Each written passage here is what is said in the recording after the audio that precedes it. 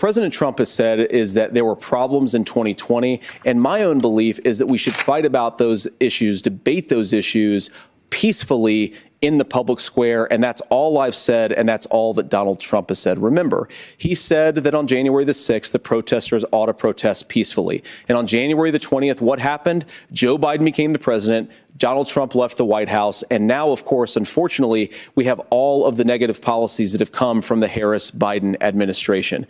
I believe that we actually do have a threat to democracy in this country, but unfortunately, it's not the threat to democracy that Kamala Harris and Tim Walz want to talk about. It is the threat of censorship. It's Americans casting aside lifelong friendships because of disagreements over politics. It's big technology companies silencing their fellow citizens. And it's Kamala Harris saying that rather than debate and persuade her fellow Americans, she'd like to censor people who engage in misinformation.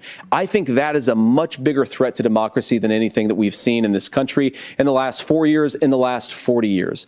Now, I'm really proud, especially given that I was raised by two lifelong blue-collar Democrats, to have the endorsement of Bobby Kennedy Jr. and Tulsi Gabbard, lifelong leaders in the Democratic coalition. And of course, they don't agree with me and Donald Trump on every issue. We don't have to agree on every issue, but we're united behind a basic American First Amendment principle that we ought to debate our differences. We ought to argue about them. We ought to try to persuade our fellow Americans. Kamala Harris is engaged in censorship at an industrial scale. She did it during COVID. She's done it over a number of other issues. And that, to me, is a much bigger threat to democracy than what Donald Trump said when he said that protesters should peacefully protest on January the 6th.